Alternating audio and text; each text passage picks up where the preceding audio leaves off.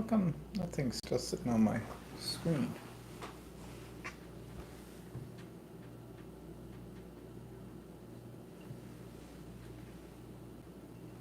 That's weird.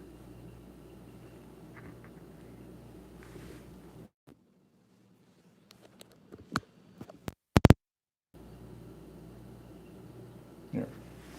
Okay. Oh. Okay, we in the shot. Yep.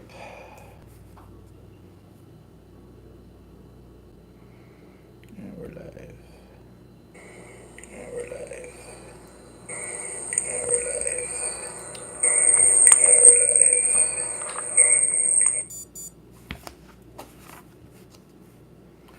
we're live. Julie's here. Hi, Julie. Let me just see who else comes on.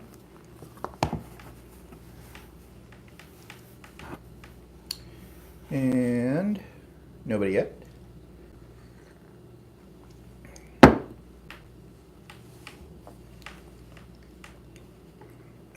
I'm tired out. Tired out from what? I'm doing my class.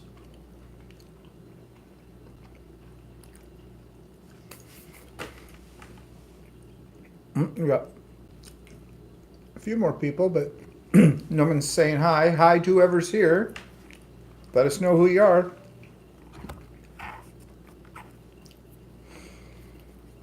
Lurkers. Yep. Well, Pracey's here. Hi, Pracey. She says, I'm here and I'm a food snob. Ooh, good. We'll find out why.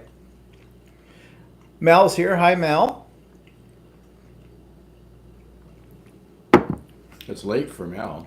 Yeah, real late for Mel tonight because we're on an hour later than we usually are.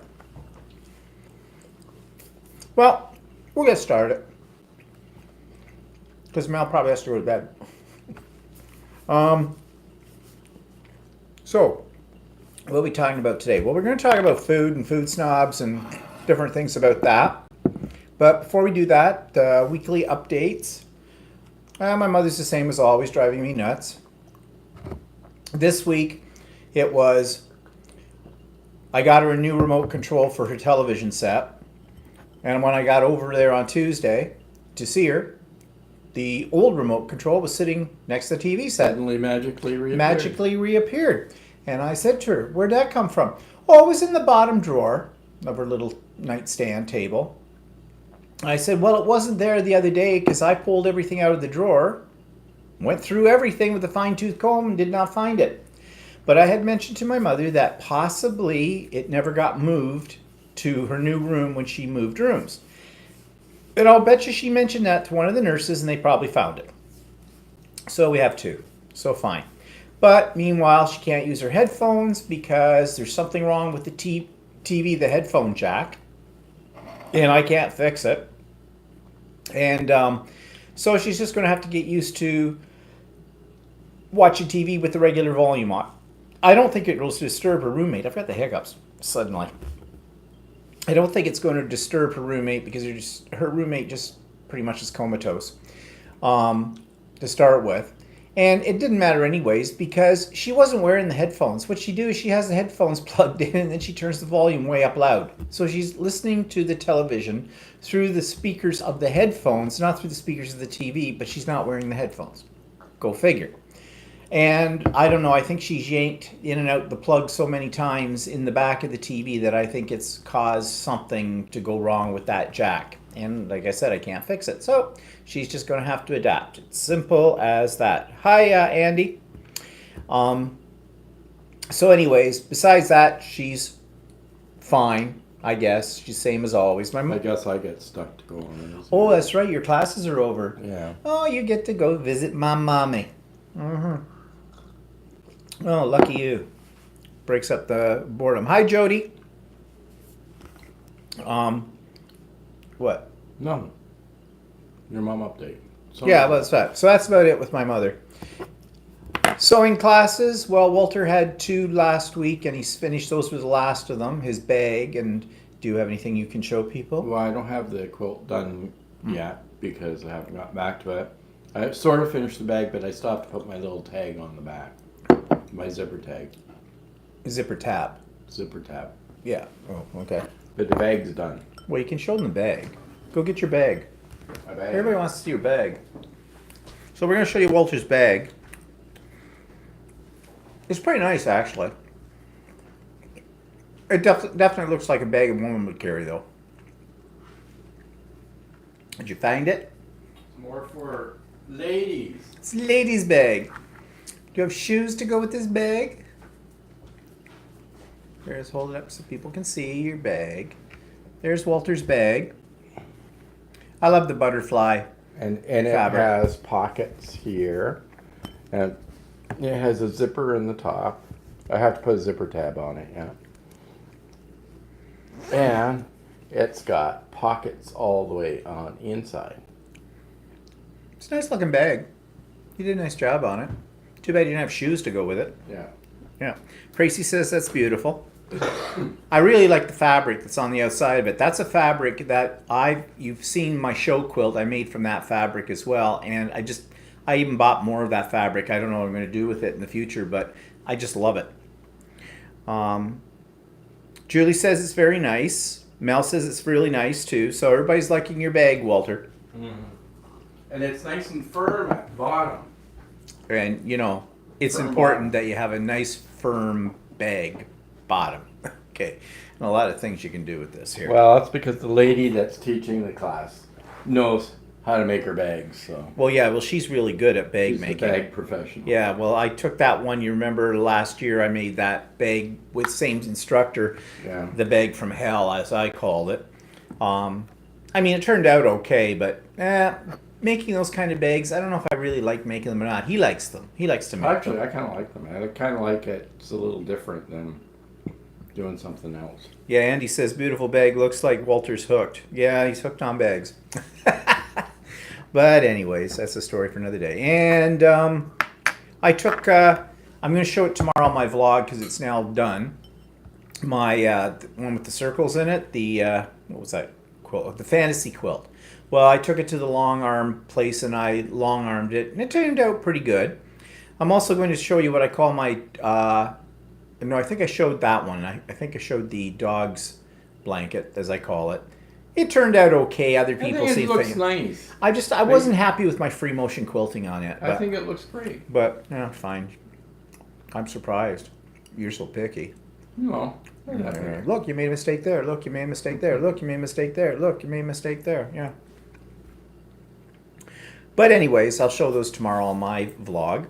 And we were supposed to go to a stag last Saturday after our class. Well, we spent the whole weekend doing free motion long arm class, boot camp. Really good class. The instructor is excellent, but oh my God, it was information overload. We did not stop from 9 o'clock to 6 o'clock Saturday, and we went to about 5:30 from 9 o'clock on Sunday. And Well, I don't know about you, but I felt wasted when I got oh, I home. did too. I felt like right out of it. That's why we didn't go to the stag that night, because I knew I'd have one beer and Well, I'd be on on the top floor. of that, I had a cold, so Well, yeah. I still have a little bit of it. But we learned an awful lot. So Yeah, actually, it was not a kind of class that you would start falling asleep in. No. Even though we were like tired. Yeah. It was pretty much riveting right from the front all the way through. So. Oh, loving life today. Is that somebody new? I haven't seen you come up before, but welcome. And you say, I'm so jealous of a long arm class, would love to try it. Yeah, once you've done a long arm class or you've had your hands on a long arm, you really are kind of loath to try and do any kind of free motion quilting on your domestic machine. Although I'm still working at that because really I can't afford to buy a long arm machine right at the moment. They're very, very expensive. Presley's still got a cold. Oh, it's just, no, I'm old with a different name. Bonnie. Oh, Bonnie. Okay. Changed your ID. Oh, you sneaky person, you. 3 weeks away from my cold, but still full of goo. Ew. Well, actually, I never had that so much with this one. This one was was sort of mild, but yet there were a couple of days that really dragged me out.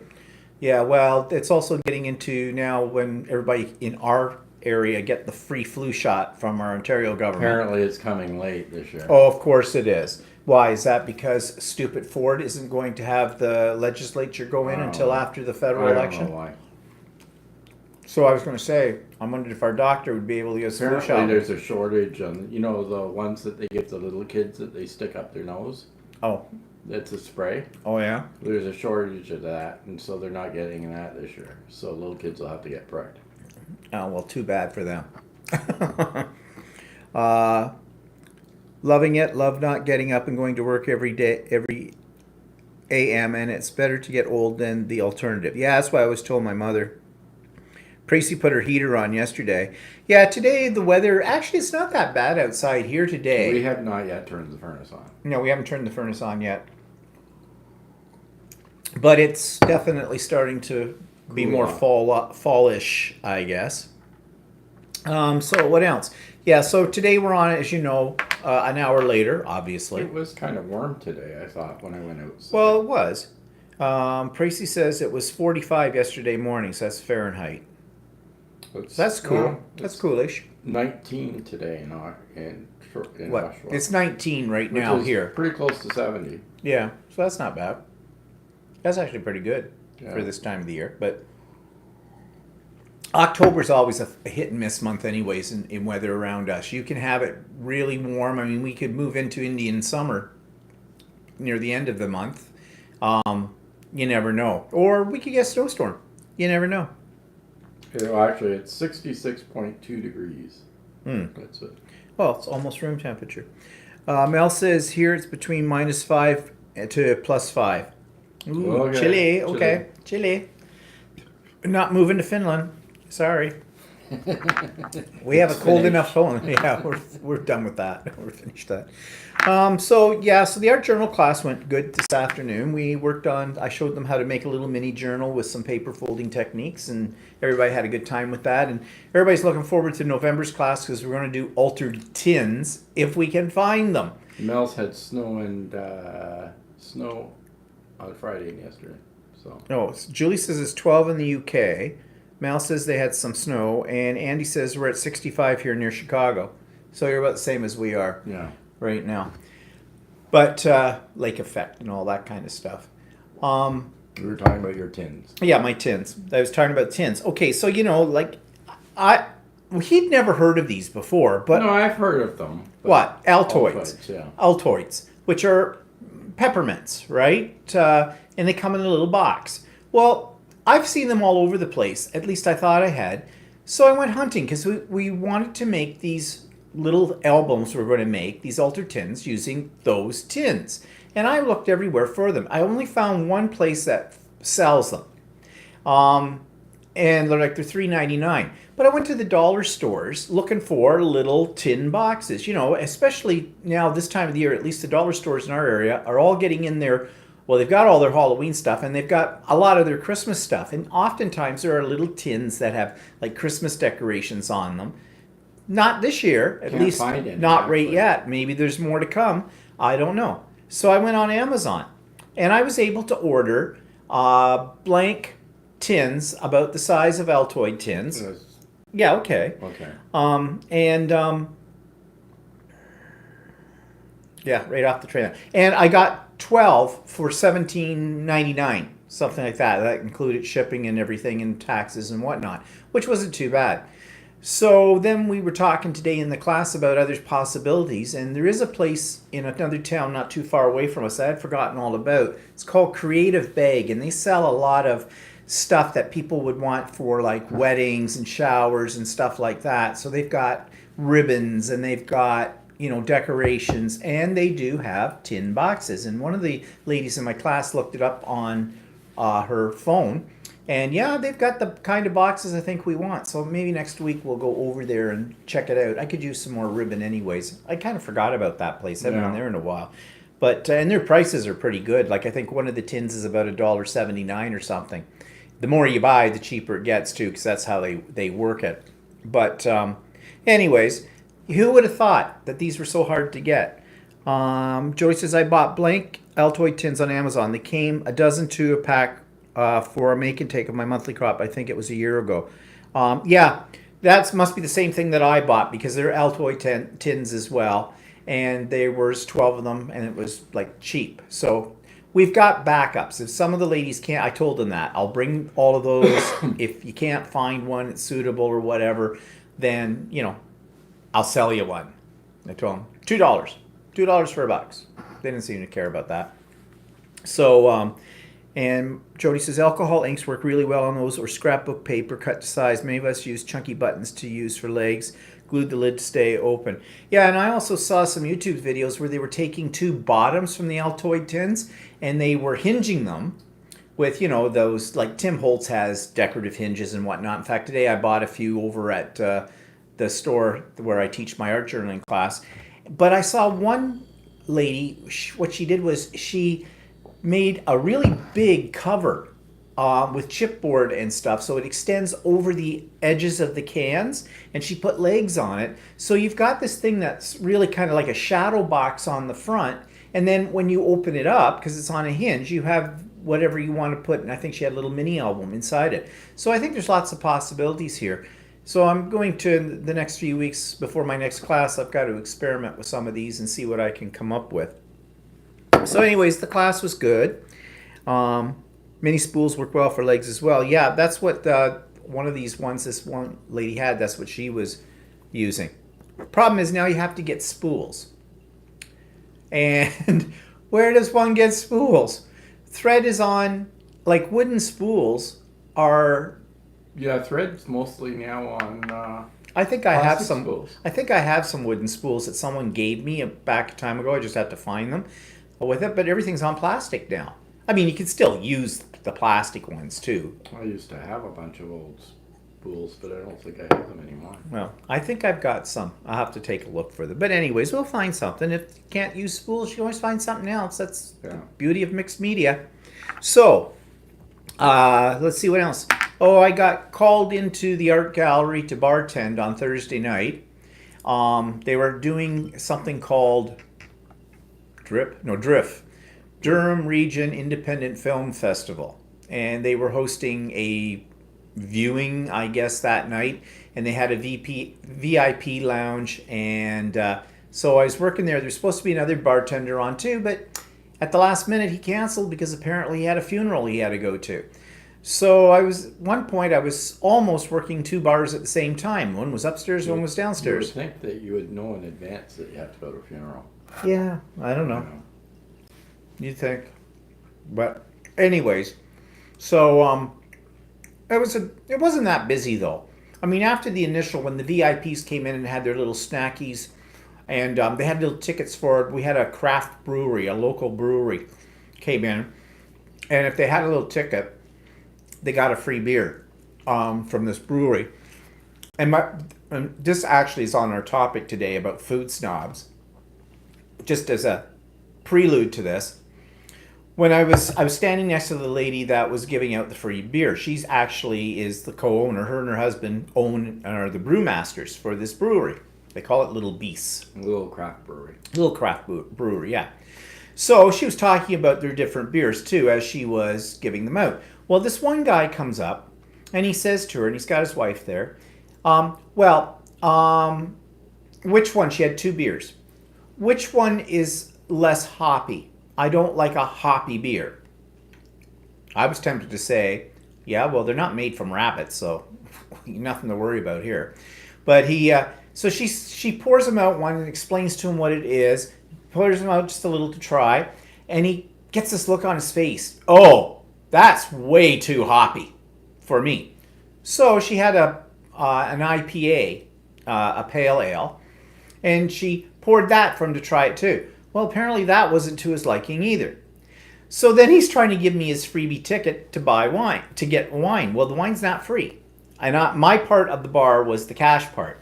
She was doing this other, it was sort of a promotion thing too. And I said, oh, I'm sorry. I said, I'd be more than happy to sell you a glass of wine, but I said, your ticket won't work here. It's only for the beer. Oh, okay. Do you take debit or something? I said, sorry, we're cash only. Our debit machine won't work in this building. And I said, they're still trying to work that problem out. Well, he said, oh, well, okay. I mean, he wasn't unpleasant or anything, but just had that bit of a snotty attitude.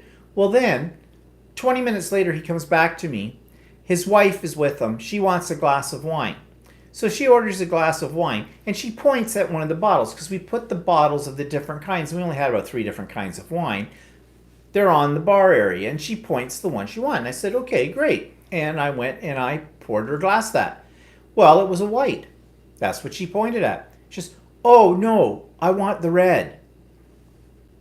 Okay, fine, poured her a red. Then she pays me for it. She hands me $100 bill. So I made a joke about it at that point. I said, so, must have a good printer. You'd hardly tell. I said that this was just printed an hour ago, kind of a thing. So I had to fish her out. Like, luckily, I actually was able to break it. But, I mean, it was kind of leaving my cash box a little low on change. But, you know, go figure. So I was surprised she didn't come back and say she didn't like the wine. It was too hoppy or something for her. I don't know. But just a little aside about food snobs. You get them everywhere. Yeah, but it was okay. I didn't make many tips that night. I only made about $15 because basically they didn't need a bar. Once the movies started, they were all sequestered in the room where they're showing the movies. Nobody came out to go to the bar, and the thing shut down at about 9:30. So at about 20 after 9, I hear the last of the speeches being made at the end of the films, and I figure, well, might as well start packing up stuff because people aren't going to be hanging around. Plus, basically, the art gallery closes at 9:30. The security guard is gone at that time. So, anyways, of course, wouldn't you know it, I get it all packed up, and one guy comes down. He goes, "Oh, is the bar closed?" Uh-huh. Yeah. Should have been a little quicker on the draw. So, anyways, and whatever. Okay. So one thing that I do want to bring up before we get into today's discussion, and I don't want to put anybody off from ever expressing their opinion in the discussion because that's what it's all about, but there is a right way and a wrong way. Now, I mentioned this on my vlog on Monday. If you happen to see my vlog, you know what I'm talking about. There is a person that used to be on this channel who used to be a regular.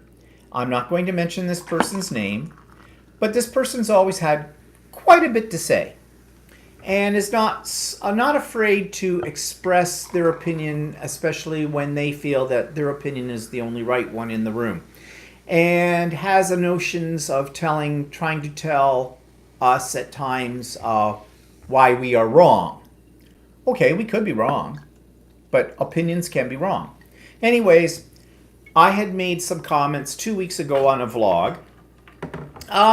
They weren't particularly nice comments, okay? They weren't horrible, but I was just explaining, basically, in a nutshell, why it's difficult for us in Canada to get things from the States in a timely manner, and it always seems like we're second-class citizens or something when it comes to the mail system, because, you know, Americans are always offering free shipping in the continental USA, but, you know, Canada, we're part of the continent kind of a thing, and we get stuck in the throat with it, and it takes the slow boat from China to get to us.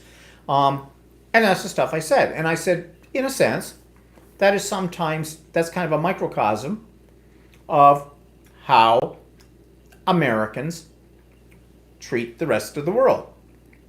And I qualified my opinion with that and whatnot. And I wasn't saying anything, and you can go back and watch it. I was just stating how we feel as Canadians, or how I feel as a Canadian when these things happen to me, and what the incident was that spurred that on. Well, this individual decided to attack me as opposed to the topic. Now, everybody's entitled to their opinion, and there is a right way and a wrong way to express your opinion. When you're in a debate situation, you are addressing the topic. You are not addressing the person who's bringing up the topic. Or at least that's what you should not be doing. I mean, we've all been caught up in our emotions and have gotten real personal, you know, on something we feel very heated about. Yeah, we've all done that. And we've probably all thought afterwards, ooh, I went a little far on that, didn't I? So this person made this comment, And I wrote back and I said, well, um, I'm just being honest about how I feel about it, and you're entitled to your opinion. Then she wrote something else, and the comment she wrote this time was more belligerent. And I said, my channel, my opinion, you can be.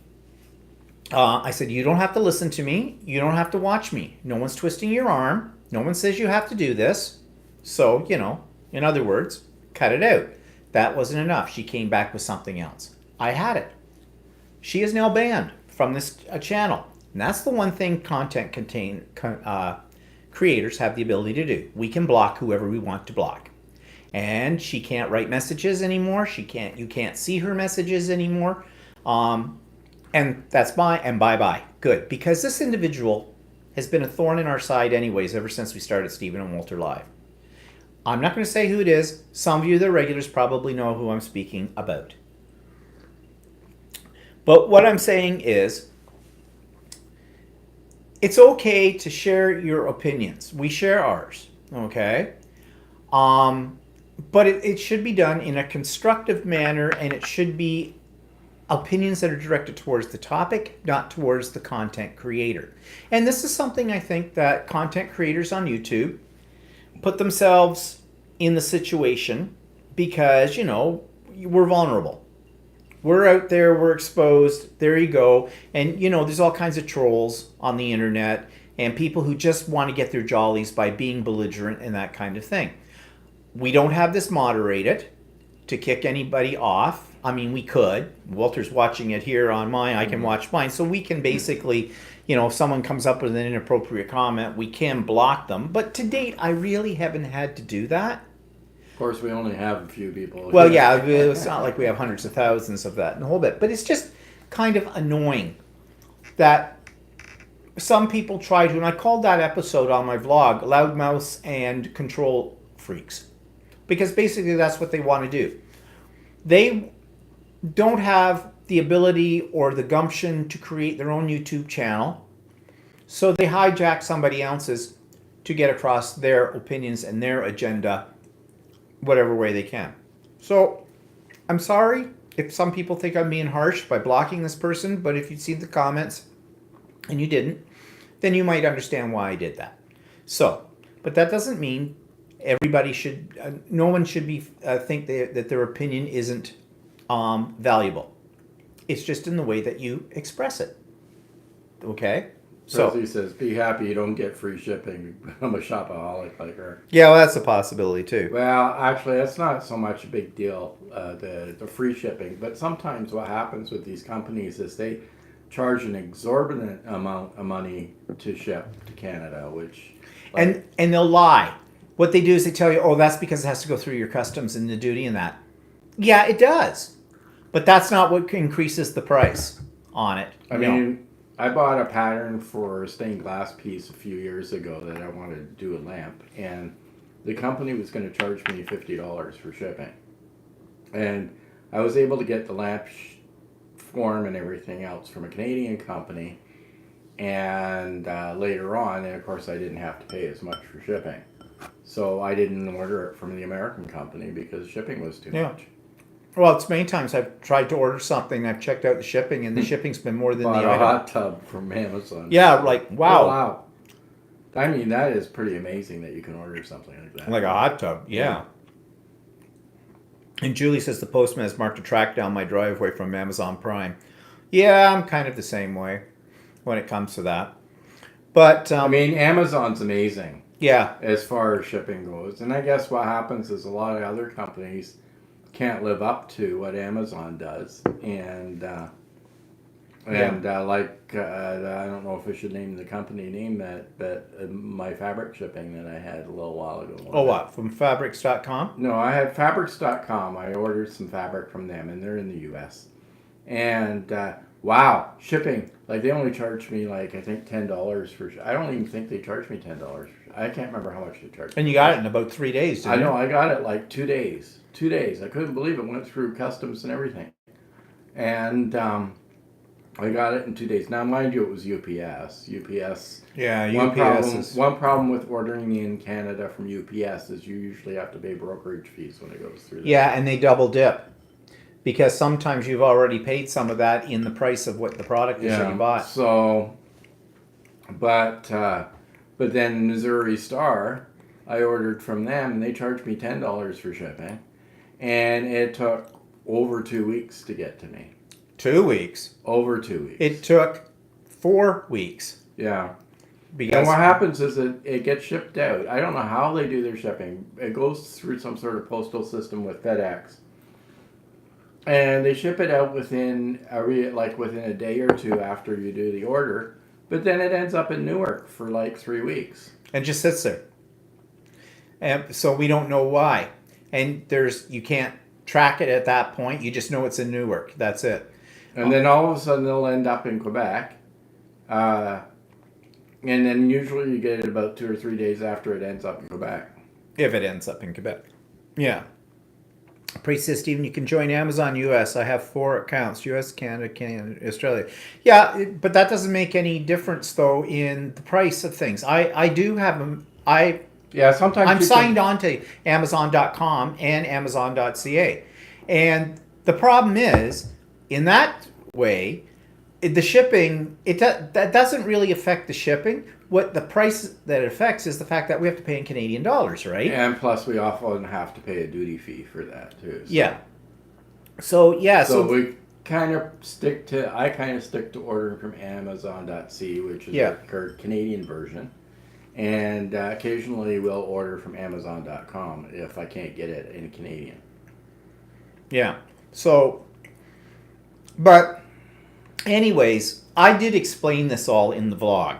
So not going over it again with the problem with Missouri Star. It could also be that Fabric.com that I've ordered stuff from also partners with Amazon. Yeah, so maybe that's why they're shipping so fast. Yeah, maybe. Well, if you see when you get a product from Amazon, if you see that the shipper is Amazon or the seller is Amazon, you will get it faster than a third-party one. So you got to read the fine print to find out who you're actually buying it from.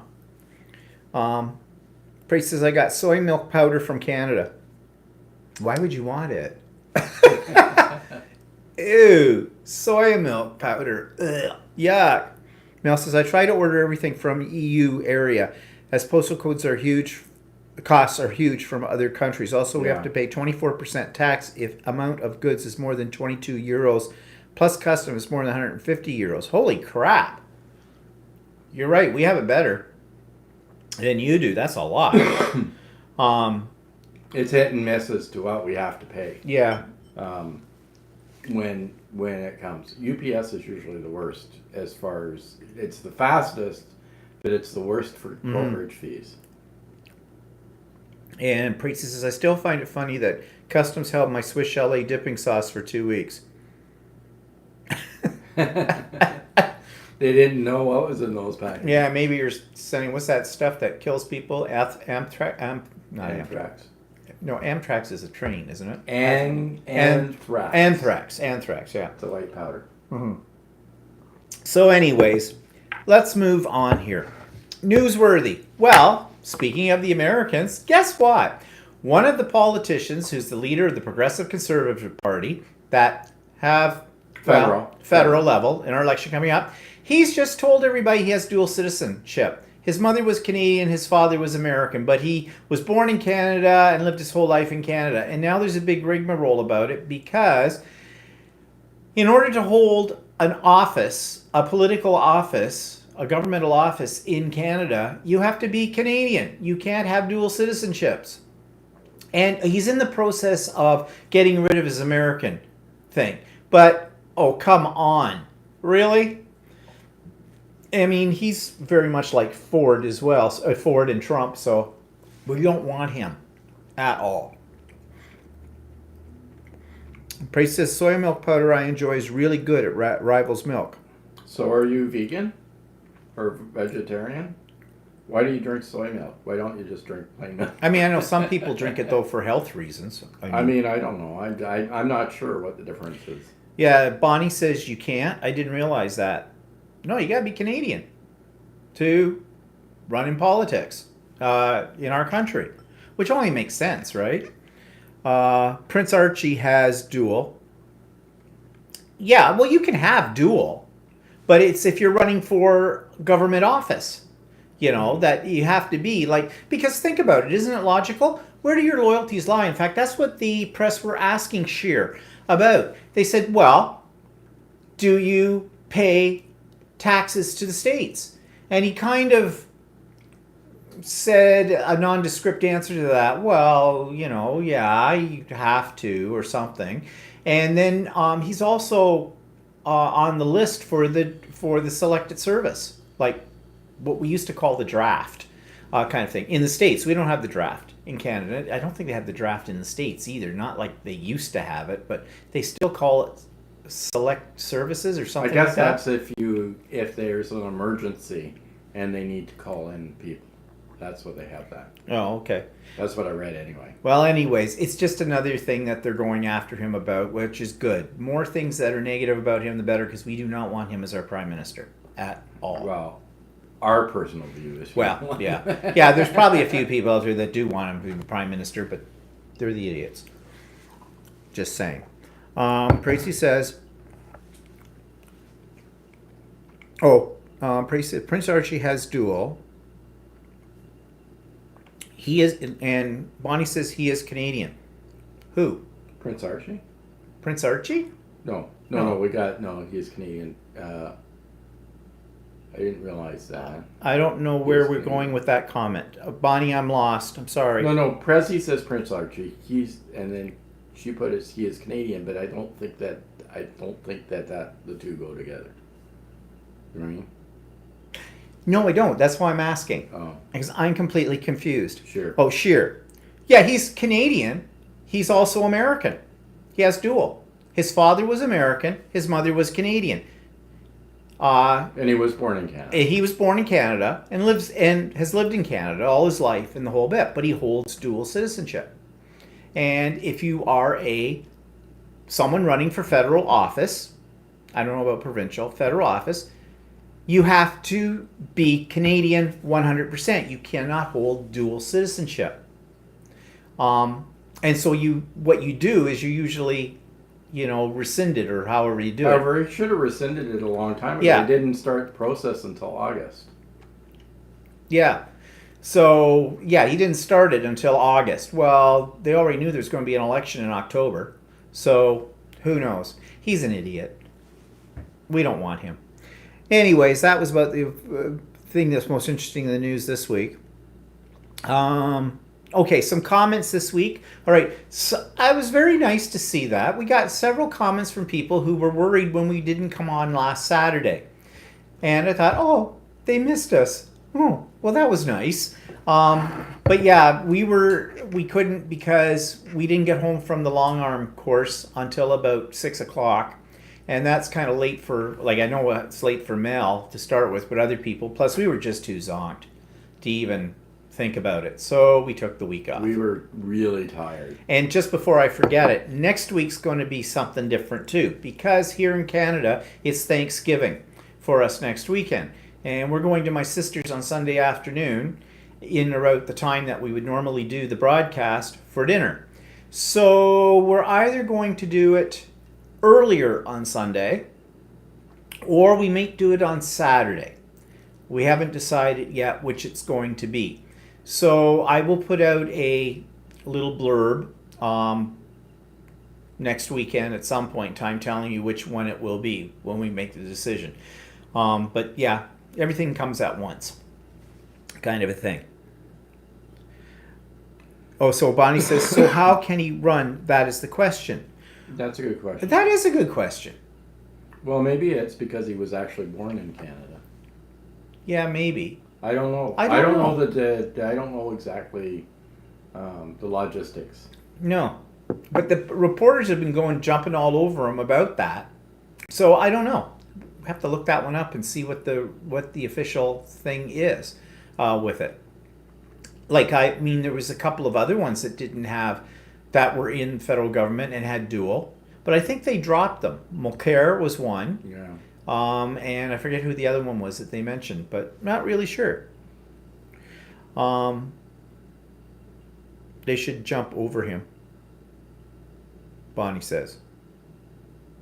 Well, I just say hit him with your car, but, whatever. Apparently murder's against the law in our country.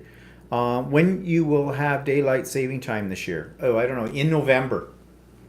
It's in November sometime. It used to be in around the latter part of October, but I think it might now be the first I'm not sure. Saturday night of November?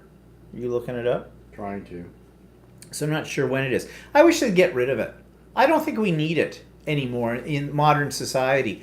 I mean, daylight saving time and all that stuff was put in more or less for farmers, and also back in the day when we really didn't have, electrical lights and things like that where, we can light up the night kind of a deal.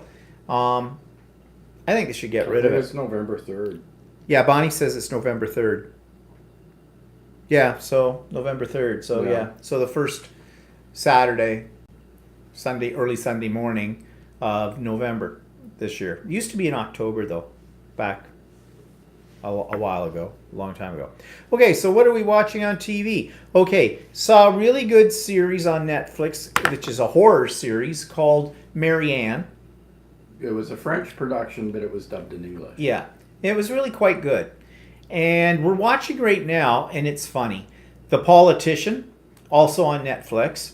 And it's basically these high school guy is trying to become president of his class, and he's working his way up to eventually going into politics as a career. But there's all kinds of other things that are happening in this that are all very, very strange with it. We only went through the first 2 episodes. Yeah, we've only watched the first 2 episodes, but we kind of like it.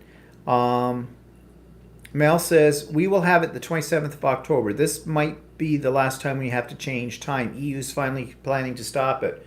Yeah, good for them. They should do that here too, as I already said. Julie says 27th October in the UK.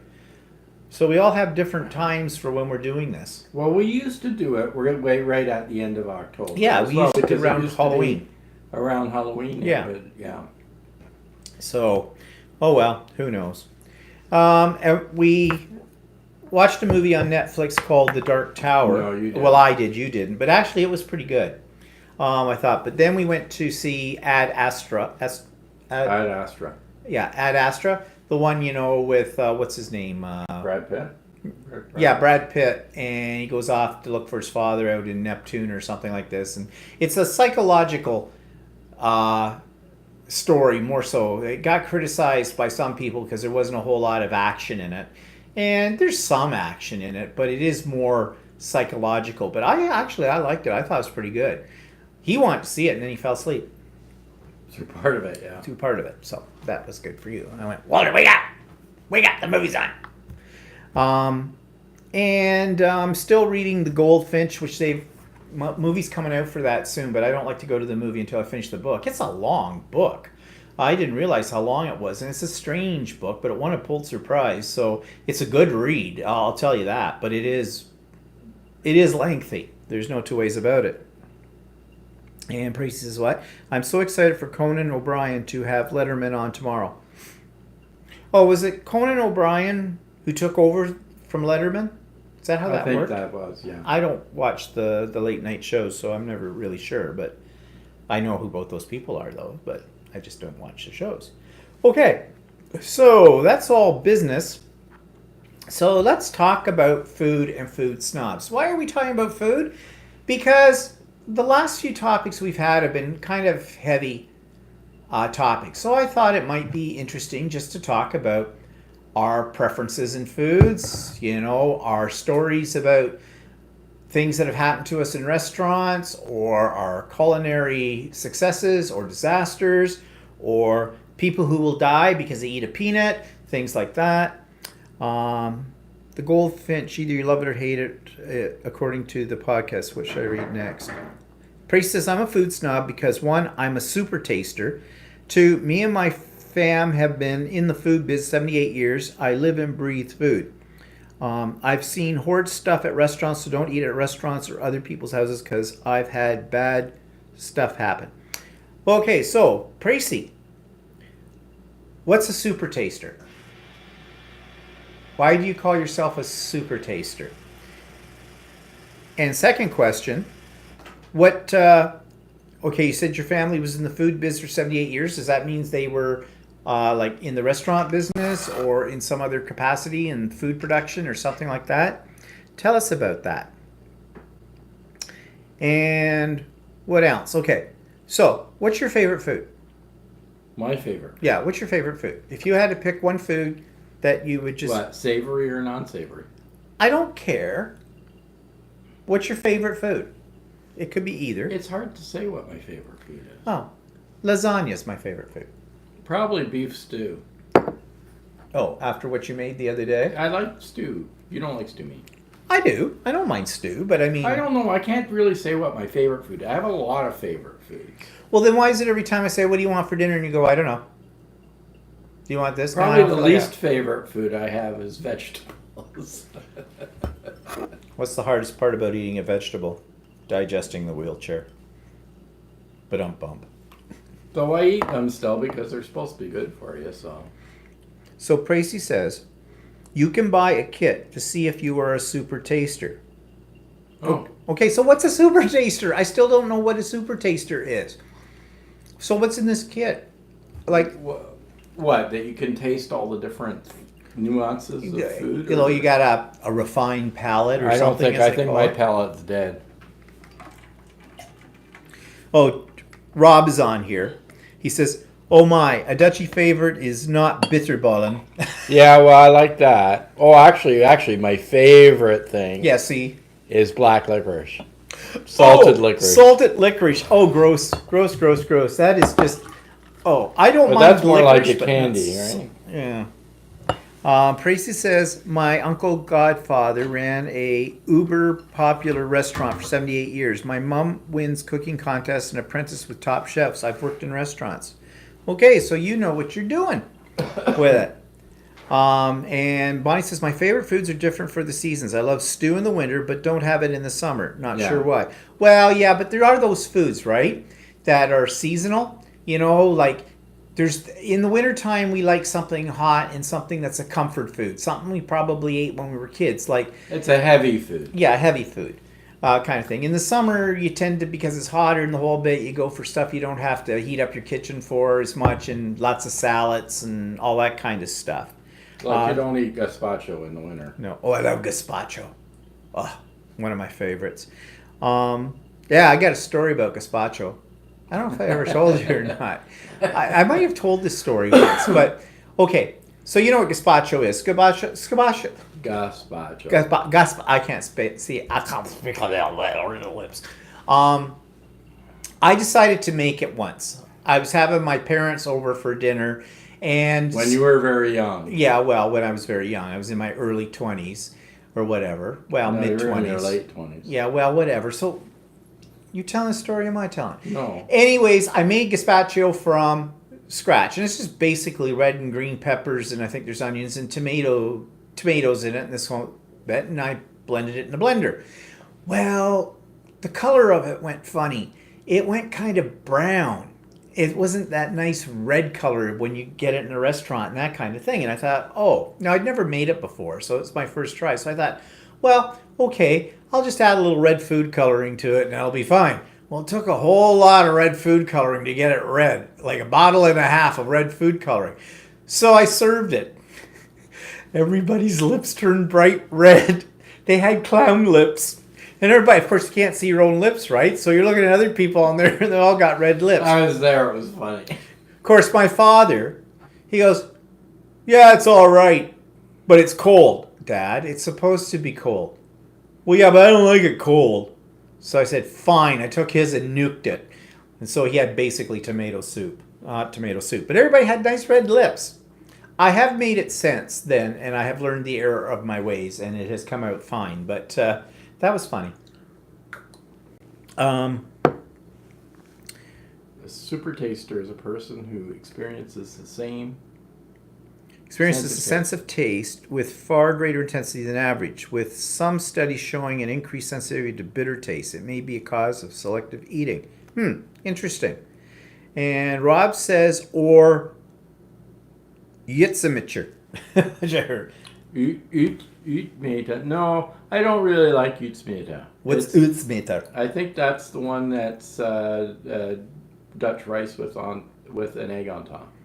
Oh, so it's not like what's that one, Bombi? Not Bami, but that's what do Indonesian, you isn't call it? it? I forget the other one. Or goo. It's sort of semi-Indonesian. Oh. And Praces is my fave thing at the moment. Nazi. Nazi. My fave thing at the moment is smoked fish cocktail.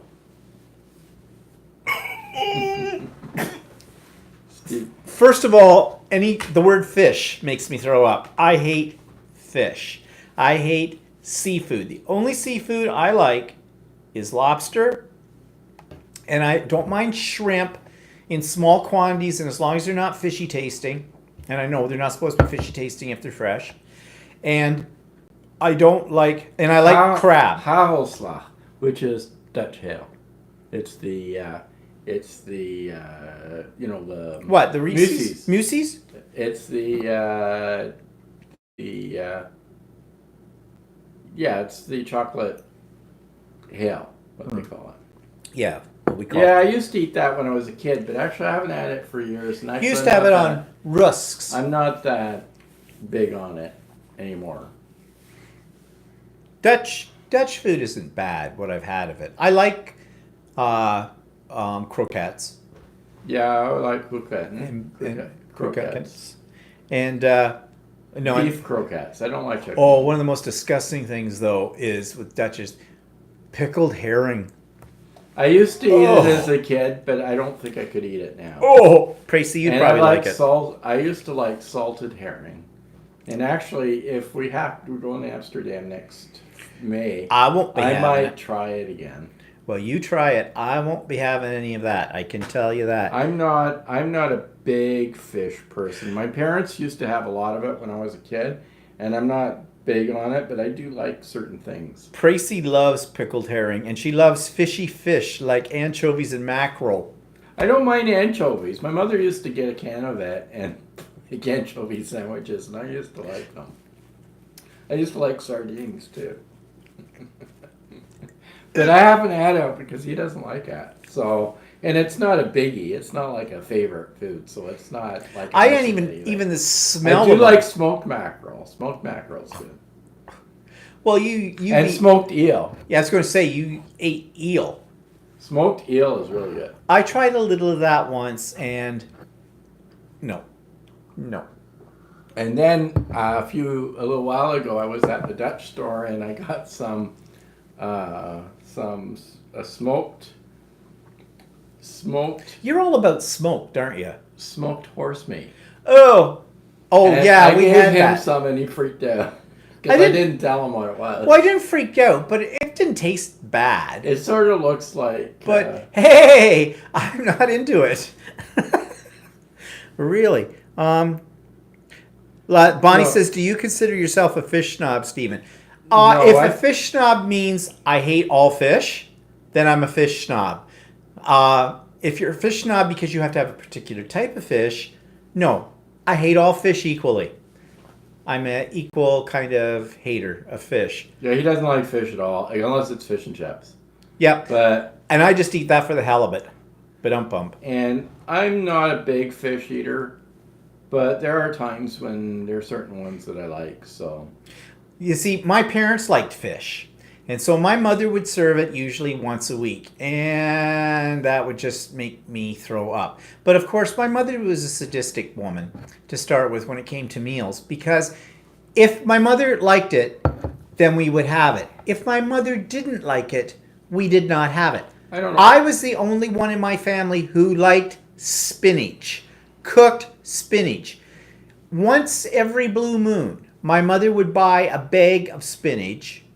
And those were in the days before, baby spinach was popular and all that stuff. Big spinach leaves in a bag. I think it was called Popeye. And she threw it in a thing full of water, boiled the crap out of it, and slopped it on my plate. And you want to know something? I love it that way. Oh, yes. So we're talking about what is a food snob?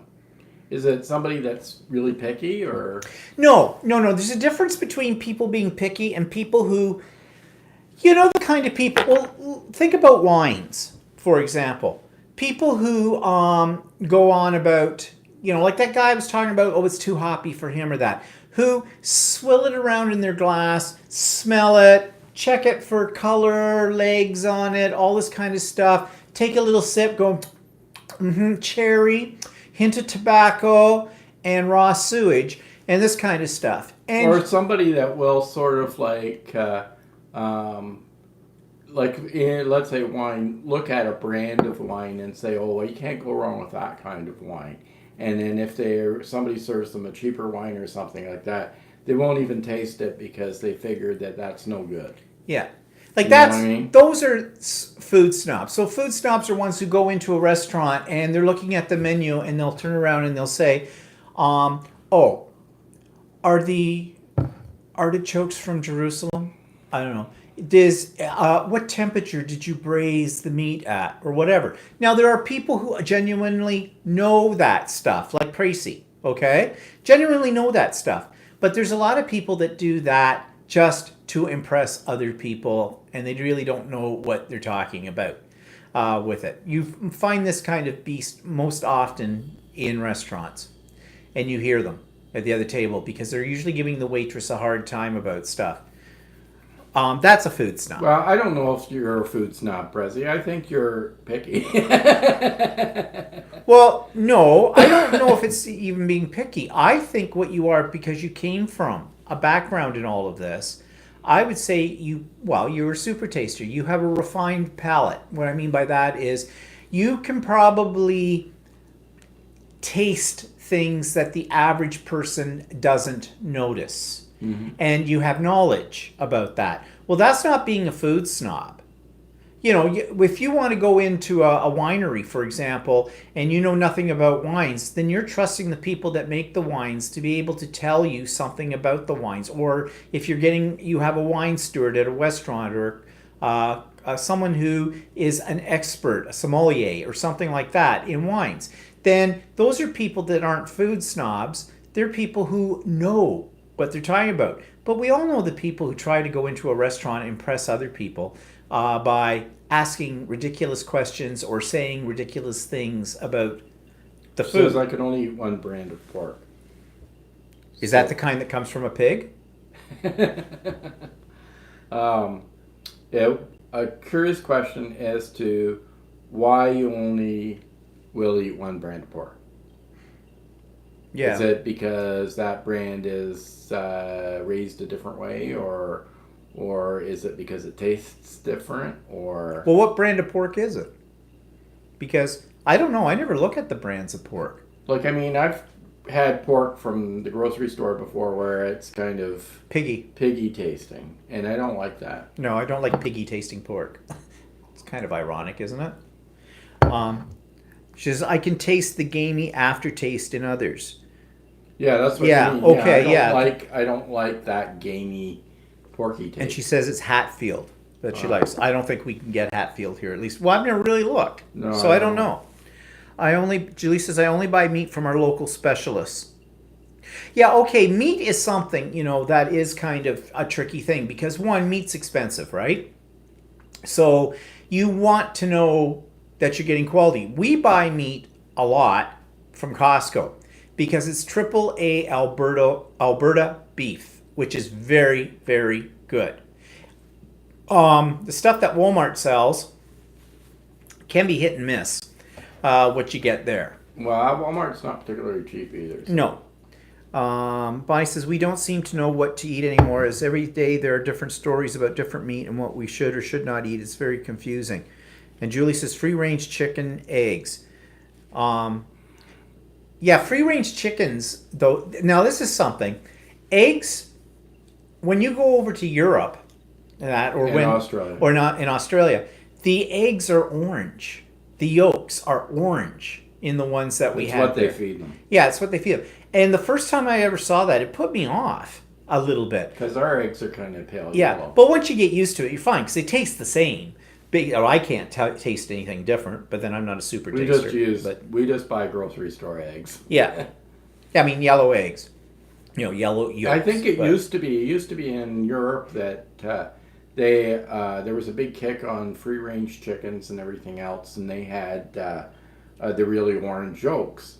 But I think what they've started doing is feeding like the pent up chickens this feed that gives them really orange yolks as well. So they can't tell as much. Well, that's the other thing that pisses me off about food. So moving away a little bit from the food snobs, and I noticed Rosie's here. Hi, Rosie. And Rosie says, I love Southern Indian food. Yes, actually, one of our favorite ethnic foods is Indian food. I love Indian food.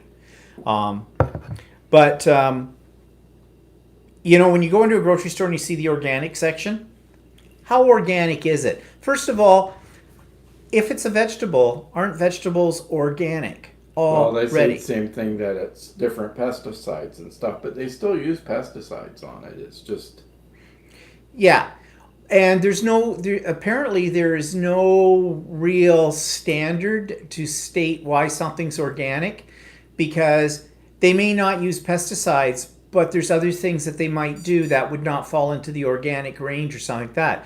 I just think it's a ploy by the grocery stores to charge you double for a carrot than a regular one. I stay away from organic food. I mean, all food is organic if it's a vegetable. If it comes from the ground, it's organic. Well, I guess, yeah, the blood pudding in the UK, that's something we're not used to. No. So it kind of turns you off. It's just like when I've gone to Holland and I have had smoked eel. That's something that grosses people out, but it's something I grew up with. So I have never tried blood pudding. I have seen it, and it has put me right off when I've seen it, and just the term. Now, if you gave it to me, didn't tell me it was blood pudding, if you said, oh, try this, you'll love it, I would probably try it. But when you call it blood pudding, ew. What's that? What? Bonnie says, I come from Quebec, and it's a staple there. What, blood pudding? Am I missing something? We were talking about Indian butter chicken as well, which I love. Everybody loves butter chicken. And palak paneer? Paneer? Yeah, paneer is a type of cheese. Oh, okay. It's I don't think I've ever had that. I think we've had it before. Have we? Yeah, I think it's almost like a halloumi. Oh, Bonnie says blood pudding. I come from it. It's a staple there. I didn't know that. I didn't know blood pudding was a staple in Quebec. In fact, I would never ever associate it with Quebec at all. Tortillere, yeah. But blood pudding, I did not know that. That's interesting. Priest says half the veggies are organic, especially scallions and spinach, but it's expensive to get certification. Yeah. I don't know. Wash your vegetables before you eat them. Mel says blood pudding and blood sausages are the most awful food I know. And Priest says I have eaten Korean Scandi. Sudan. Scandi. How do you get Scandi out of Soondae? Oh, I can't read that. Put on your glasses. Yeah. Scandi. Blood sausage. It's a form of blood sausage. Okay. And they served it in the hospital where I worked. Blood sausage. Ew. Julie says, no, it's not, Stephen. What isn't what? Okay, I'm missing something. The conversation's going all over the place. Okay, so Julie, no, it's not what? The Korean thing? I'm lost. Hurry, Julie, straighten me out here, because I'm not sure what we're talking about now. Sunday. Korean Sunday. Sundae. Sundae? I don't know. I don't speak Korean. Okay, I just see blood in food and I don't eat it. Okay, blood in the title. Now, if Sunday. Yeah. Try to keep up. Oh, okay. I was already on that line, but I'm trying to figure out what Julie was referring to here. Anyways, I don't know. I don't buy organic vegetables because why am I going to spend twice the amount of money? Well, I only get it if there's nothing else there. And how do you know it's really organic? Because I'm waiting for some scandal to hit. Okay, talk about scandals. Okay, the latest thing here in our country is the Beyond Meat. Okay, I think we talked about Did we talk about that? Yeah. Well, I finally tried one at the A&W Beyond Meat Burger. So it's a plant-based veggie burger, basically. Yeah. Actually, you said it was what, made from pea soy? Pea protein or pea something. Actually, Pea protein, yeah. I thought it was quite tasty. The only thing is, it's got a lot more salt in it than the regular hamburgers, and it has about 40 more calories than a regular hamburger. So if And you probably less from nutrition. yeah, it does. But it was tasty. I will say that. But that's the big thing right now here in our area. Everybody's getting these Beyond Meat sausage. McDonald's is doing something with it. A&W is doing something with it. Tim Hortons is doing something with it. Everybody is on this Beyond Meat kick.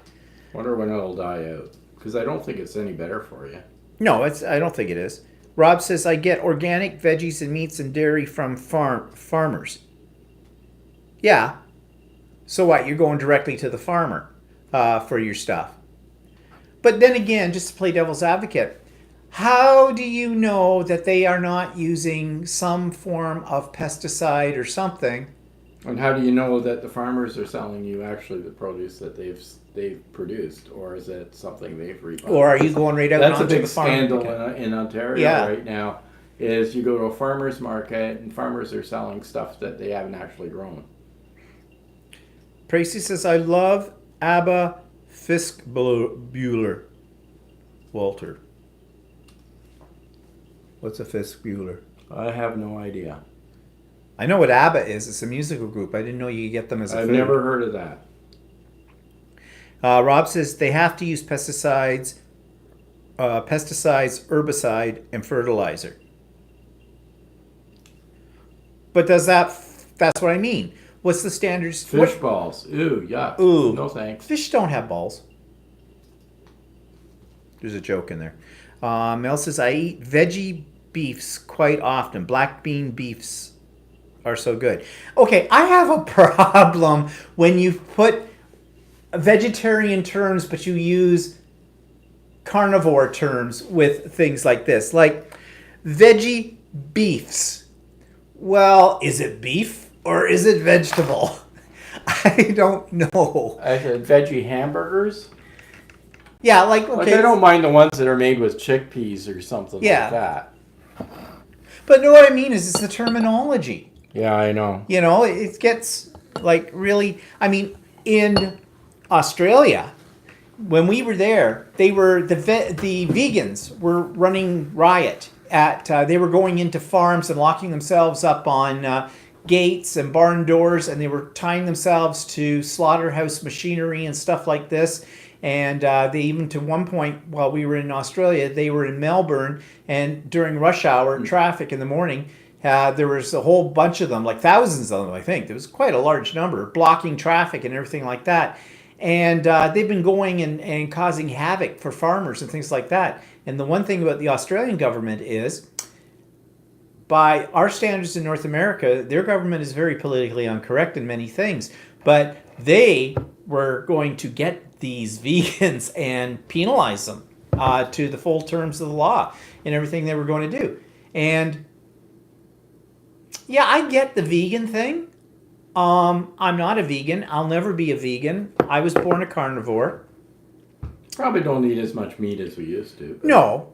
I mean, I can live off of some vegetable stuff too, and I don't have to necessarily have meat every time I sit down to eat either. I can eat other things that aren't meat. But vegans, of course, do it also for the philosophical reasons, right? You know, how animals are treated in our food chain kind of a thing and all that. And I get that, but I don't think about that.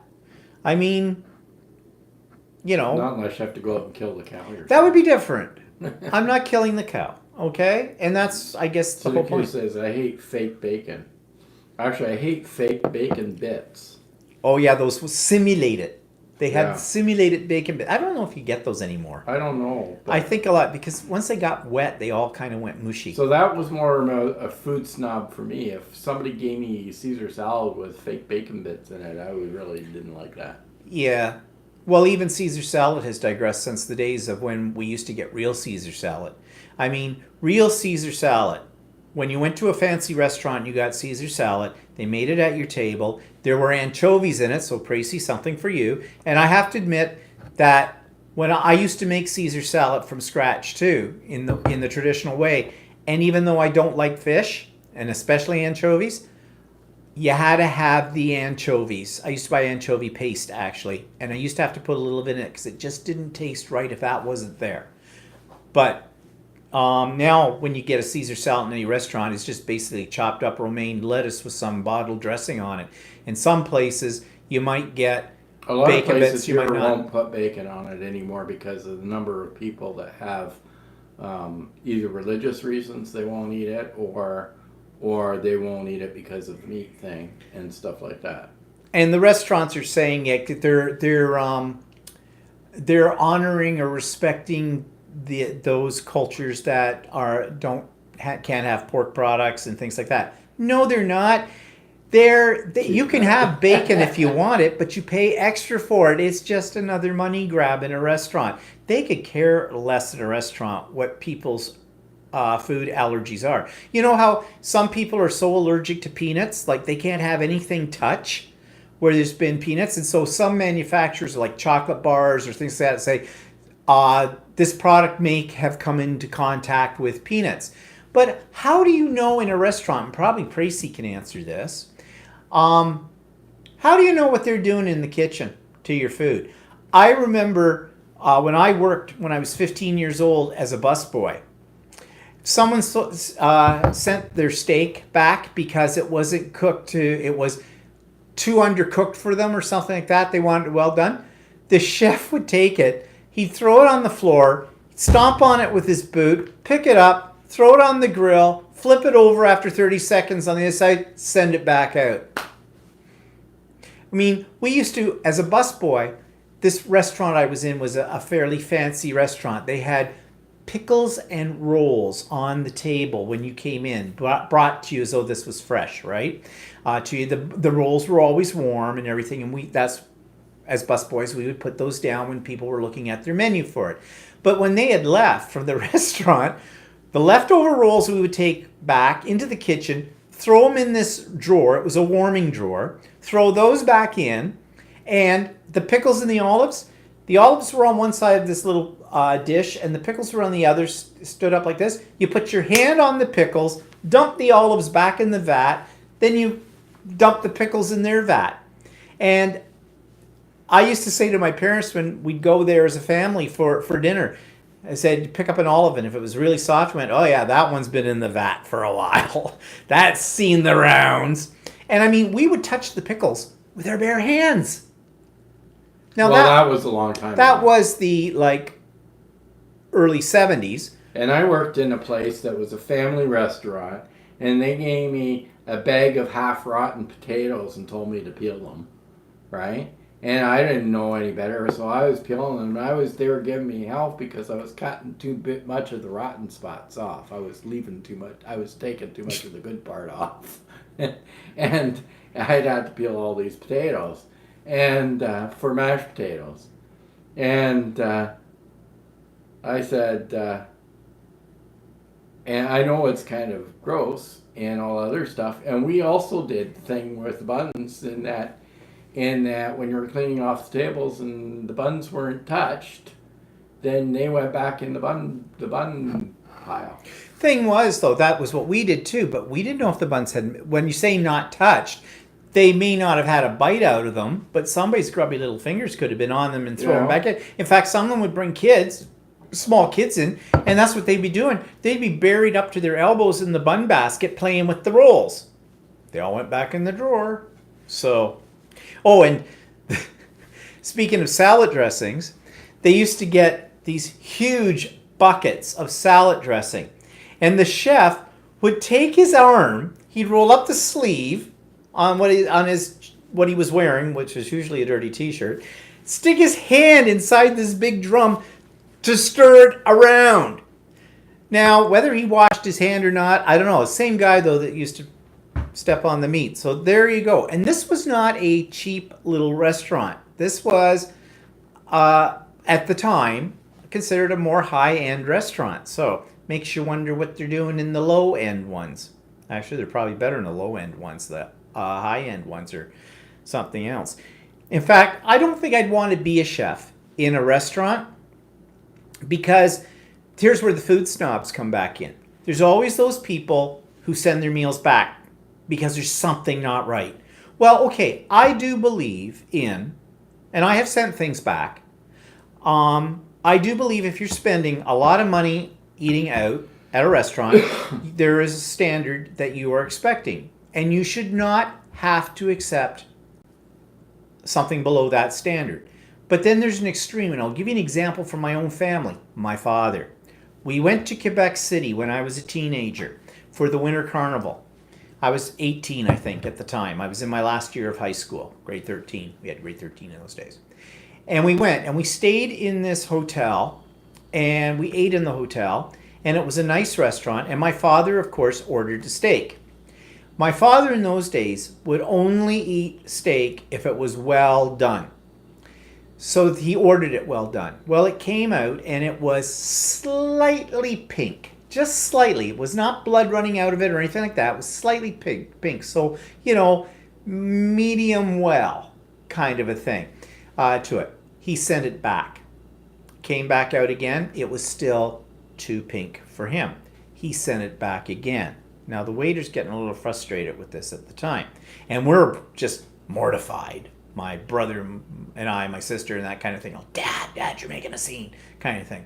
My father's philosophy was, I'm paying for this. They'll do it the way I want it. He comes out the third time. The chef brings it out. And he goes, Monsieur, I will not cook this meat anymore. You are taking a good piece of meat and you are killing it. I will not. I refuse to cook it anymore. So my father ate it. Now, ironically, years later, the only way my father would eat a steak, it had to be medium rare. So, there you go. Taste change, I guess. But, you get these kind of people in restaurants all the time. What's people saying here? Bonnie says, guess that's why I don't like eating in restaurants. And Tracy adores squishy, oil-cured olives. And she was at Wegmans supermarket today. They had a 1.5 inch by 1.5 inch cube of Kobe beef for $44. Yeah, that's food snob too, because I don't believe there's any food that makes you, if it's a food that you have to take a mortgage out on to eat, I don't believe it's that good. So, I don't know. Never had Kobe beef. Why? Because it's expensive. Well, Way it's too like expensive. the things where they have desserts and they put gold leaf in them and they charge you like $1,500 for the dessert. Yeah, like, why do I want to eat gold leaf? Will I get better reception? I don't know. Well, anyway, we're not real fishy eaters. Caviar is a no-no. Oh, God, no. No, won't eat those.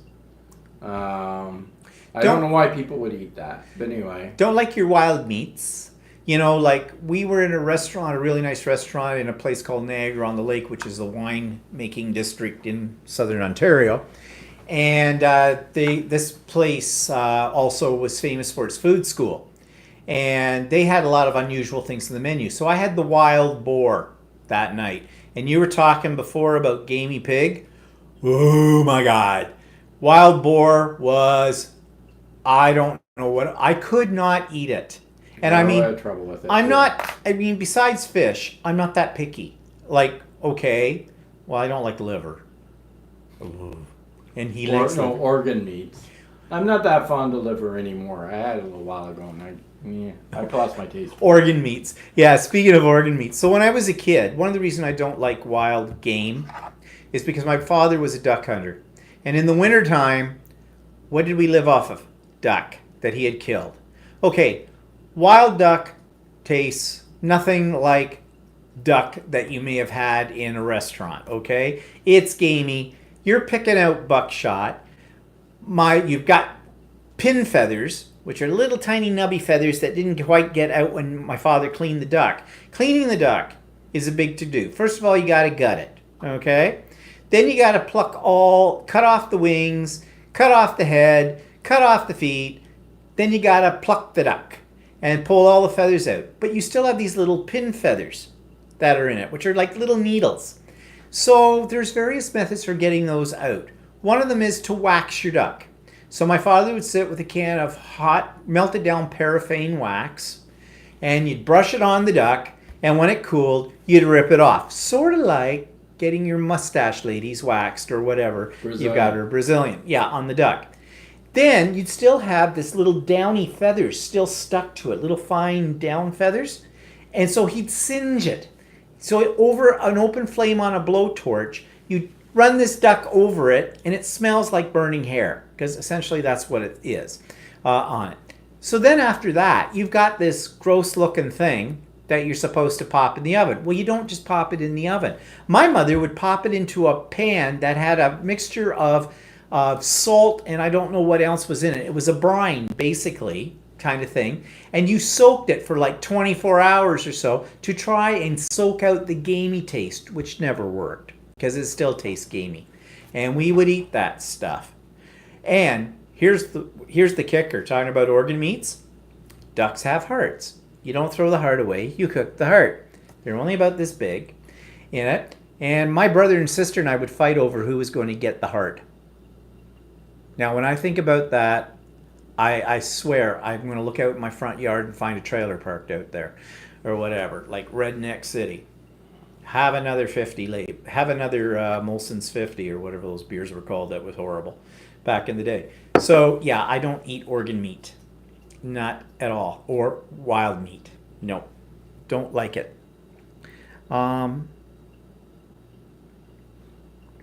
Rob's had Kobe beef and he says it's unbelievable. Well, maybe if somebody wants to pay for it for me, I would definitely wouldn't turn it down. I would try it. But to go out and actually try and buy it, and even at the price that it costs you to buy it, I'd be afraid to cook it. Because you don't want to kill it, right? You want to do it right. Might be something for the sous vide. Tracy says, I like any things. Chicken feet. I've always wondered about chicken feet is how... Yeah, but there isn't much on there. Like, I was going to say, is there any meat on a chicken feet? I mean, I don't know. What do you do, suck on a toenail? Kind of a thing? Like you bite it down? I mean, I don't know. I can't eat duck or goose. They mate for life. Do you have H Mart in Canada? I don't think so. What's an H Mart? Nope. No, never heard of an H Mart. I guess that's the one that came before Kmart. Or Walmart. Well, H Mart, K Mart. H comes before K. Yeah, Jeez, okay. I have to explain everything. Liver beefs are one of my favorites. So good when made correctly, not too dry. We call that velvet steak, or we did. Oh, it's the texture. I used to like it a lot when I was a kid. When I went on my own, I didn't like cooking it because I didn't like the texture of it raw. But then I had it a little while ago. Maybe I had a bad one. It was really livery tasting, and it kind of turned me off. So Rob says Kobe beef is sliced paper thin and grilled at the table. Well, that's stir fry. Chicken feet is a vehicle for the black bean sauce. Oh. So what? You just licking the... I like black bean sauce. We just lick that up. Oh, look. Chicken foot sucker. Oh, talking about chicken feet. All right, here's something. All right, this is something that's... I don't know if it's very Canadian or just redneck. So, talking about the ducks. Okay, so my father, after he cleaned the ducks and everything, and he cut off the feet, we'd save the feet. And there'd be a tendon in the leg of the duck's foot, so you could take a piece of string and sort of wind it down around the tendon and out through a toe and tie it in a knot, and then you could make the foot spread out like the webbed feet on it. And we used to take those to school and show them for show and tell. My brother used to take the duck's wings in for show and tell. And then he kept them in a plastic bag in a drawer in a cabinet we had down in our rec room when we were growing up as kids that had all of our toys and stuff in it.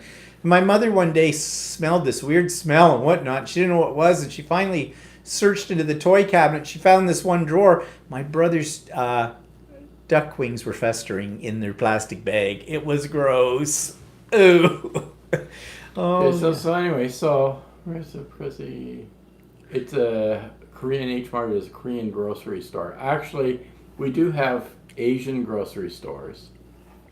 Yeah, we do. And like TNT and stuff like that. So we haven't really gone to them much. Because we don't know what the stuff is. And then this is about pate is organ meat. Yeah, I know. I like liver pate and stuff. I don't like that. liver pate. Actually, I like it better than just plain old liver. I'm just not a pate person, anyways. I mean, I've had pate before, but not liver pate, or at least not one that's very strong. I don't like foie gras. I've had it. I don't like it. Well, that's duck liver, goose livers? Goose liver pate or whatever. Rob says, growing up, we killed hogs, had brains, and scrambled eggs. My father used to love it. They made it in cold meat, and they called it head cheese. And it was basically brain in a jellied stuff. He loved that stuff. My mother liked that too. Oh, it was the grossest stuff. Gross, yeah. Oh, and it was salty, really salty. Yes. Oh. Bonnie says, Stephen, thinking you are a food snob. Yeah, maybe I am. Well, you guys are coming up with stuff that's gross. Look, cow tongue is good. Yeah, my mother used to have cow tongue sausage, and it was okay, but I never really liked it that much. I mean, you people eat organ meat. Oh! But then there's a lot of people, when we were talking about food snobs, there's a lot of people here in Canada won't eat dark meat chicken. Oh, yeah. Or dark meat turkey. His sister's family. My parents always, we had the whole chicken, like that's it. But my two sisters and their husbands would never eat any dark meat chicken. They would not eat dark meat chicken at all. Except for chicken wings, which I could never figure out. Yeah, right. They'll eat chicken wings. I said, well, that's dark meat. So, Rosie, does cow's tongue, you say, or in Priesty says, yes, tongue is so tender and beefy. So does it, if I didn't know it was cow's tongue and you served it to me sliced up, would I think I was eating beef then? Just would it taste like beef? Because I've seen it in the grocery store, and I gotta admit, it puts me off because there's this tongue laying there. Here, they're talking about, he's talking about eating brains, and then he says, oh, he doesn't like dark meat. Well, brains are light. I don't know. What? It'd be like filet mignon. What? Cow's tongue. I like filet mignon. Yeah, I like filet mignon, but I mean, it's saying that it'd be like cow's tongue. So I don't know. I don't know. I would never buy it because I wouldn't waste my money on buying cow's tongue. And I'd be apprehensive of eating it. One year we bought a domestic rabbit. Oh, and the bunny. Oh, the bunny. And I cooked it. I didn't know. I cooked it like a chicken, right? But you wouldn't eat it because it had like 4 feet. It was already cleaned and dressed and all that when he put it in the pan. You take it out of the pan, put it on a plate. It looked like a chihuahua on its back. There's these little legs hanging in the air. I couldn't eat it. I'd had rabbit before in the past. I had rabbit once in Quebec City when I was much younger. I'd just gotten out of teacher's college. And I ate it. It was like turkey. Yeah, whatever. Like turkey. I just couldn't get over it. It looked like a little dog on its back, dead, without a head. It was... No, that's what turned me off. I mean, I have to admit I'm a food snob when it comes to what the appearance of the food might look like. Now, okay, having said that, I eat Indian. And I mean, if you want to see diarrhea in a bowl, that is Indian. And that's why I think there are lots of people who don't say they don't like Indian is because they've never really had Indian because of the way it looks. And I have to admit, the first time I ever had Indian, I had it at another teacher's house, and she made it. She wasn't even Indian, but she made it. And that was the first time I had it. And I came home to Walter and said, had the most wonderful stuff. We had this Indian food, and it was great. We should try it. And there was a place in where we lived that was a bit of a hole in the wall. And we went there in it. The food was great. And have loved Indian, and we've made it to ourselves as well, and ever since then. But you know, when you first see Indian food, you kind of look at it. And I know a lot of people in this area will not touch Indian food. They say, I don't want any of that yellow stuff. But that's not Indian food. No. They when you say the word curry to them, they think of the yellow curry powder, right? And curry is just what basically a generic term for a mixture of different kinds of spices and things like that with it. Jesus. What's that? Says like You have to peel the tongue. Belle Arneson or whatever is a horrible Indian cook. Ugh. Belle Indian Arneson. potato salad. Hers looks like butte. Oh, don't know that person. But the best Indian cook on YouTube is Bhavana. Bhava. Oh yeah. And Rob says, "Oh, curry is gross, like tandoori." No, I love tandoori. Rob, I'm not taking anything you say seriously because you're a man that eats brains. There's only two kinds of people in the world that eat brains. No, there's only one kind. They're called zombies. Brains. Brains. Bona. Bona. That's how you say the name. Bona. What are you doing? Opening a bottle of white. Oh, well, I have my white in the fridge. Yeah, but that's not shitty stuff. Well, fine. Oh, food snob over in the corner. He's looking for wine. And I said, well, there's some in the fridge. You know, that's that shitty stuff. Yeah, so you're getting out the stuff we bought cases of that were $7.75 a bottle. Yeah, well, it's better than the other stuff. Well, the other one's a Riesling. I don't like Riesling. Brains was a childhood on the farm, no more. Oh, okay, so you grew out of that, did you? Anyways, I guess... So what was it about liking and not liking? Like, I mean, we're not allergic. Hi, Carol. To any, are we allergic to any kind of foods? No. I mean, there's foods that we don't like, but technically, I don't think we're allergic to. No, anything. I'm not allergic to anything. Now, all these kids that have the peanut allergies these days, you know, like his nephew.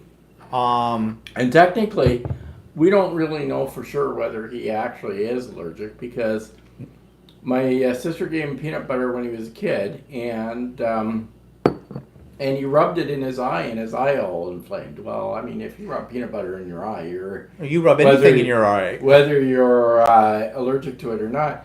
And he's gone through life thinking, paranoid that he's got a peanut allergy.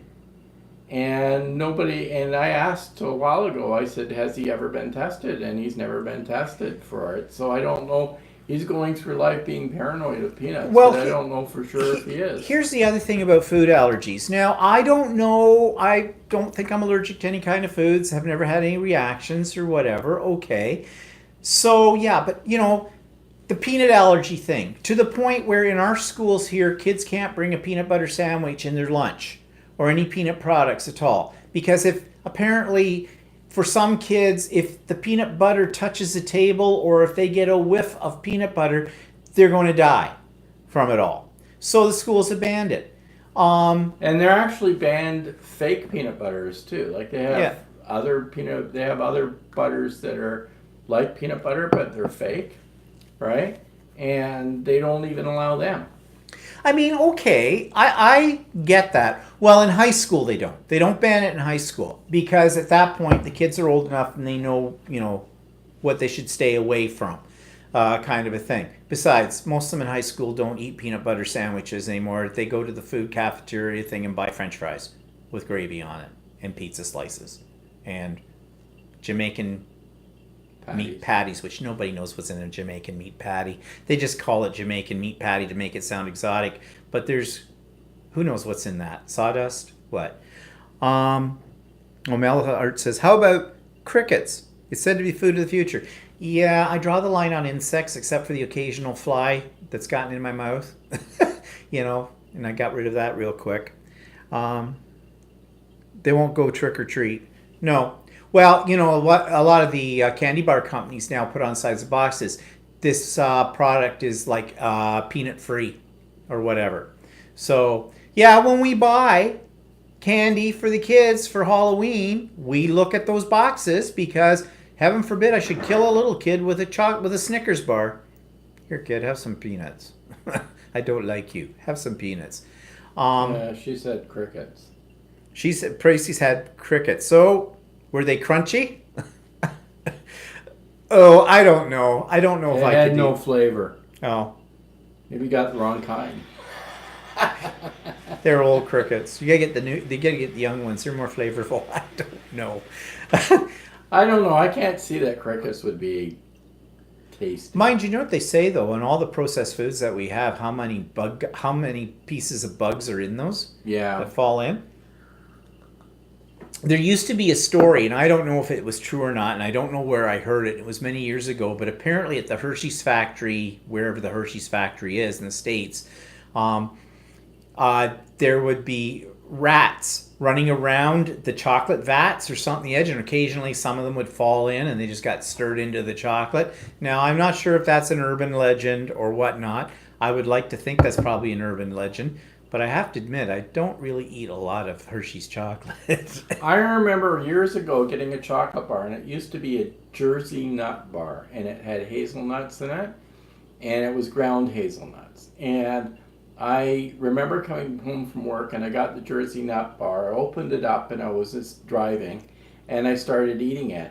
And then about halfway through, I realized my Jersey nut bar was crawling with bugs. Ooh! Oh, juicy. Protein. I should Yeah. have complained about it. Yeah, you really should have with that. No, I draw the line. When I bite into something and if I see legs, that's it. I don't finish it.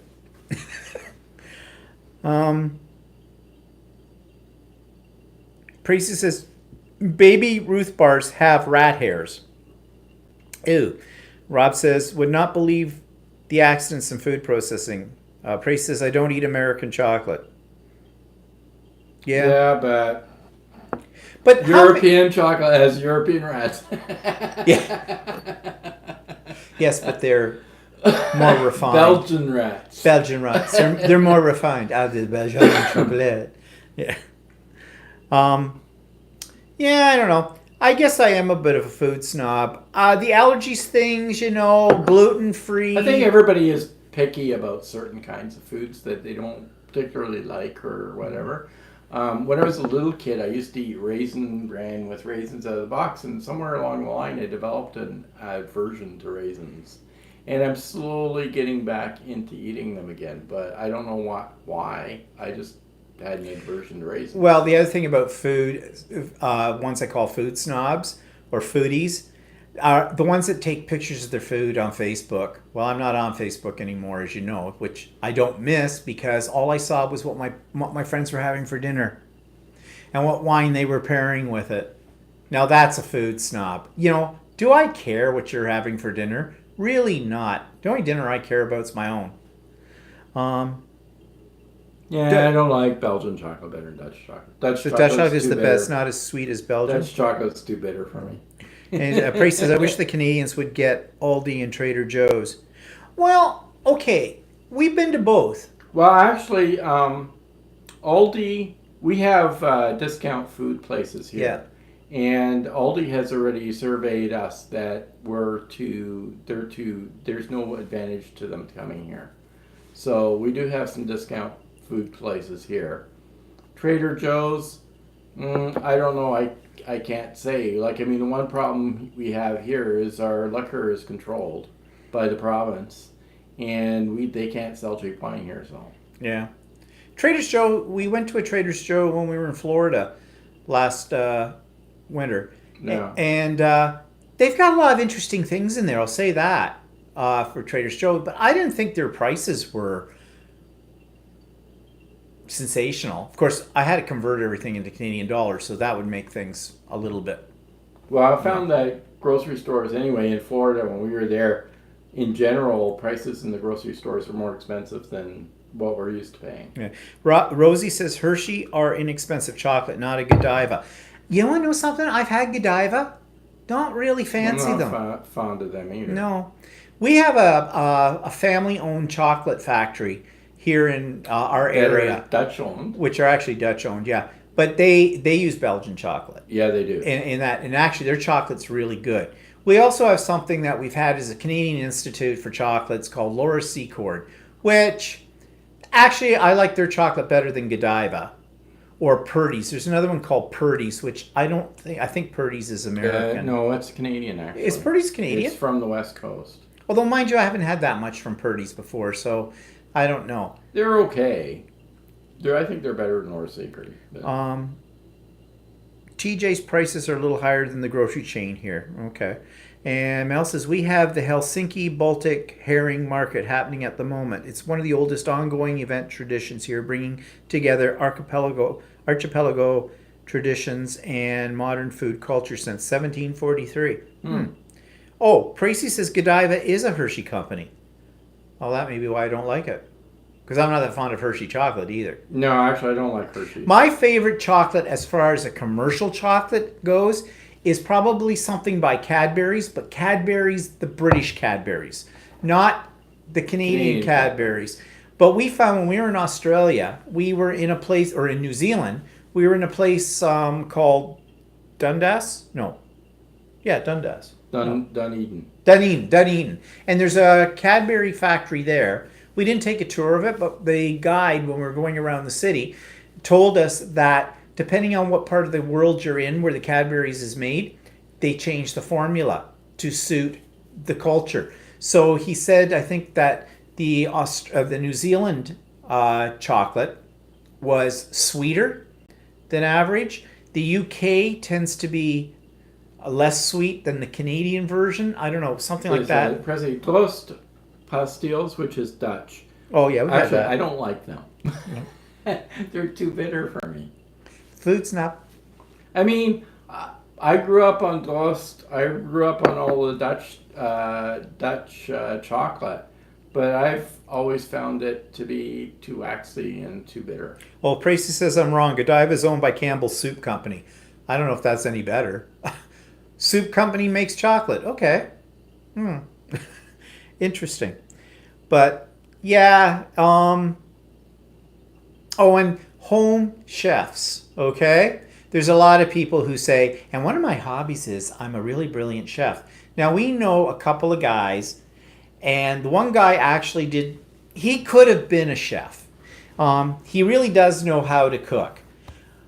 But he cooks very elaborate meals, and they are so rich because this guy doesn't skimp on anything that calls for real cream or something like that. Like he's not using like 2% or 1% milk or skim milk as substitute or whatever. He's using the heavy cream in the stuff. And I remember the last time we were over there for dinner, we were ill. It was delicious, but the next day we were sick, literally sick, because our systems we're not used to eating really heavy and rich foods like that. I mean, it was delicious. There was no two ways about it. He even made homemade ice cream. Yeah, but that's something he likes to do. It's his hobby, and he is good at it. But I've been to other people's places, and what was it? Tracy said or something why she doesn't like to go to other people's places for dinner. Yeah, it's always hit and miss when you go to somebody else's house for dinner. That's true.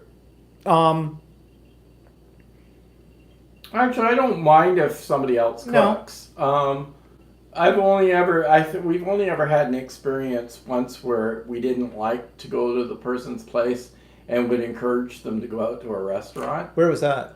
Dave and Oh yeah. Well, there was a reason for that. It wasn't necessarily the food itself. It was what it was served on. They had black plates. Like that was... No, not only that. They didn't seem to clean their plates. That's what I was going to say, but you cut me off. Right, sorry. It wasn't because the plates were black that was turning me off. I mean, that was very trendy in the 80s, okay? It was because they were washed. You could scrape off the egg from brekkie off on one side, and I really don't want leftovers in that way, okay? Okay. Not only that, they had 3 cats, and they weren't very good cleaners. And you know... We love cats. Cat hair in your food. Yeah, but you draw the line. Don't want to eat cat hair. I mean, we were very, very particular about that when we had a cat.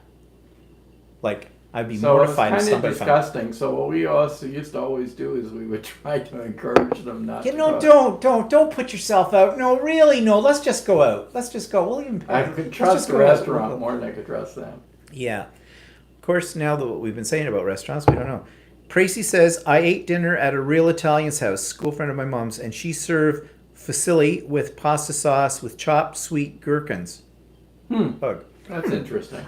Actually. Might not be too bad. Is that something that's Italian? I've never heard of gherkins in the food, but I don't know.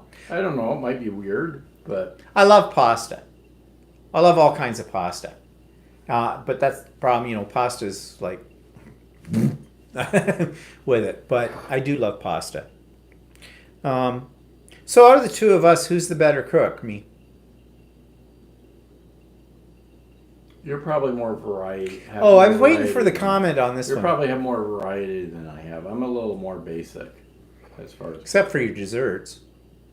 Well, my desserts. I don't have a lot of. He should have been a pastry chef. I'm not that well good. We had a pastry chef here in the house who raved over your cheesecake. Oh. And she said it was better than hers, and you used her recipe. Well, sort of. Yeah, well, yeah, you doctored it. But anyways, now I'm hungry. So I think that's enough about food for this week. So that was the topic this week. Nothing too controversial. I guess we've just come to the conclusion that we're all Yeah, food Cheesecake snobs. Factory in Canada. Actually, we have a couple. Yeah. Do we have cheesecake? Oh, yes, we do. Yeah. Yeah, we do, and They're massive quantities. Like you order one meal and you've got enough for another meal later to take it away. I do like what they have, and it's like reading a book when you go there and you see the menu.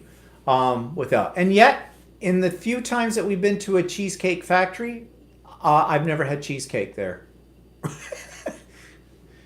And I love cheesecake. actually, I never used to like cheesecake. Yeah, I used to Because make a really good cheesecake. The first time I heard of cheesecake, I thought it was a savory thing, right? Not cream cheese. And so for a while it put me off of cheesecake because I always thought it was like, but I got used to the taste and I kind of like it now. And if Walter's like my mother, well, everybody marries somebody like their mother. Well, If- grilling squid. for If dinner. Walter doesn't like it, we don't eat it. Grilling squid for dinner. Okay. I'm not fond of squid. I mean, I've had the odd calamari deep fried rings or whatever, but the only Yeah. thing is they don't really taste like anything. No, just the deep fried part on it, so everything's got any flavor. Yeah, I'm not really. They're kind of like It's too rubbery. Rosie or what It shouldn't be rubbery. Joey I think says is squid rubbery. I don't know. Is it one of those things like fish? It's not fresh if it tastes like fish. If it smells like fish, and is squid not fresh if it's rubber? I don't know. Mel says, I think it's time to go to bed. It's soon 2 a.m. here. Good night, everyone. Bye for now. Bye, Mel. Enjoy your herring fest or whatever it is that you're at. And I think we're going to call it a night, too, because we're a little longer than usual. So I don't know what the topic's going to be for next week. But as I said, next week, we're not even sure when we're going to be on. It may be Saturday. It may be earlier Sunday. Don't know yet. We'll let you know. So we'll see you all then and see what we'll talk about next week. Talk to you later. Have a good week, everybody. Bye-bye. Interesting topic today. Yeah, bye-bye. Now I'm hungry.